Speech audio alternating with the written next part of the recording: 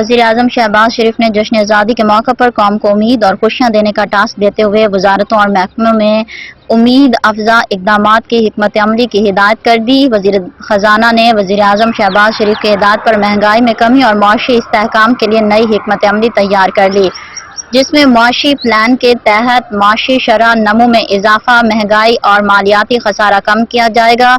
ذرائع نے بتایا کہ معیشت کی پائیداری ترقی کے لیے برطانوی معیشت دان کے نگران میں 5 سالہ پلان تیار کر لیا گیا، جو 14 اگست کو جاری کیے جانے کا امکان ہے۔ منصوبے کے افتتاح وزیر اعظم شہباز شریف کریں گے۔ موجودہ معاشی ایجنڈے اور روڈ میپ میں 5 سالہ منصوبہ پیش کیا جائے گا۔ پلان کو اسٹیفن ڈریکن منصوبے کا نام دیا گیا ہے۔ وزارت خزانہ کے حکام نے بتایا کہ سال 2028 تک سالانہ 6% معاشی ترقی کا ہدف تجویز کیا گیا ہے، جبکہ اصلاحات سے برآمدات سال 2028 تک $60 ارب تک لے جانے کی تجویز اور نجی سرمایہ کاری کو فروغ اور برآمدات میں اضافہ ترجیحی قرار دیا گیا ہے۔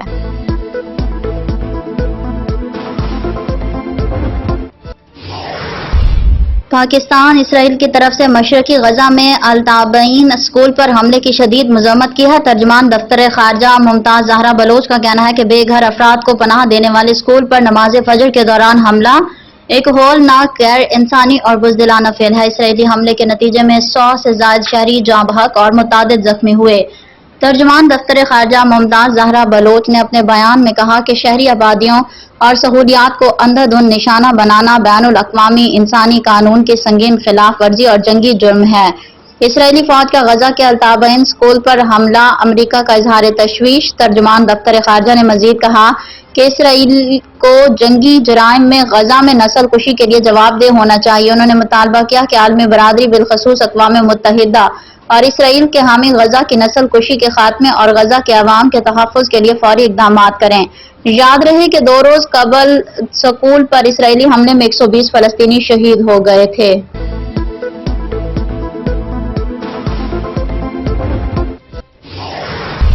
کراچی کے رائل پام گولف کلب کے احمد بیگ نے 28ویں chief of the naval staff open golf championship 2024 کے ٹائٹل جیت لیا، جبکہ مرگلا گرینز گولف کلب کے محمد شبیر پروفیشنل کیٹیگری میں دوسرے نمبر پر رہے۔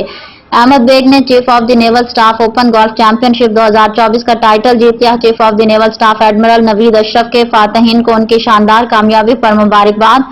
احمد بیگ نے chief of the naval staff open golf championship 2024 کا ٹائٹل جیت لیا۔ Naval golf 28 Karachi. تازہ ترین خبروں اور تبصروں کے لیے ہمارا واٹس ایپ چینل جوائن کریں۔ کراچی کے رائل پام گولف کلب کے احمد بیگ نے 28ویں chief of the naval staff open golf championship 2024 کا ٹائٹل جیت لیا، جبکہ مرگلا گرینز گولف کلب کے محمد شبیر پروفیشنل کیٹیگری میں دوسرے نمبر پر رہے۔ اتوار کو 28ویں 4 روزہ chief of the naval staff open golf championship کے اختتامی تقریب کا کراچی میں انعقاد ہوا، جس میں chief of the naval staff admiral Naveed Ashraf مہمان خصوصی تھے۔ Chief of the naval staff نے چیمپئن شپ کے انعقاد پر Pakistan navy, Karachi golf club staff اور منتظمین کی انتھک کوششوں کو سراہا اور فاتحین کو ان کی شاندار کامیابی پر مبارکباد دی۔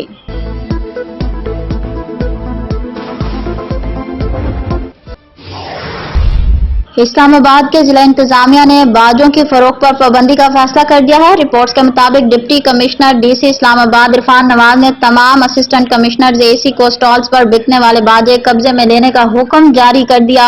مختلف سٹالز پر باجوں کی فروخت کھلے عام جاری۔ ڈپٹی کمشنر ڈی سی اسلام آباد عرفان نواز کی جانب سے جاری کیے گئے نوٹیفیکیشن کے مطابق باجوں کے استعمال پر مکمل طور پر پابندی عائد کی گئی ہے۔ شہریوں سے درخواست ہے کہ باجوں کے استعمال سے اجتناب کریں۔ ڈی سی اسلام آباد نے سٹال مالکان سے گزارش کرتے ہوئے کہا کہ سٹال مالکان اپنے پاس باجوں کی فروخت بند کریں۔ باجے کا استعمال یا بیچنے والوں کے خلاف قانونی کارروائی ہوگی۔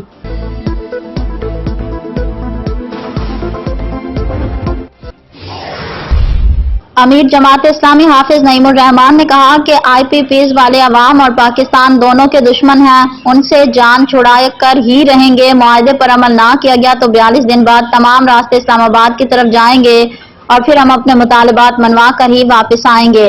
اسکولوں کو این جی اوز کے حوالے کرنا تعلیم کو برائے فروخت بنانے کے مترادف ہے۔ پنجاب حکومت ایسے تعلیم دشمن منصوبے سے باز رہے۔ لاہور میں جماعت اسلامی کے دھرنے سے خطاب کرتے ہوئے امیر حافظ نعیم الرحمان کا کہنا تھا کہ معیاری تعلیم ہر بچے کا حق ہے، جامعات کو تباہ نہ کریں۔ معیاری تعلیم کا حق ہم چھین کے لیں گے जमात इस्लामी के हक दो अवाम तहरीक का मतलब अवामी हुक्मरान है। माओ बहनों और बेटियों के हकूक का तहफ़्फ़ुज़ किया जाए। जहालत को लोग अपनी तकदीर समझते हैं।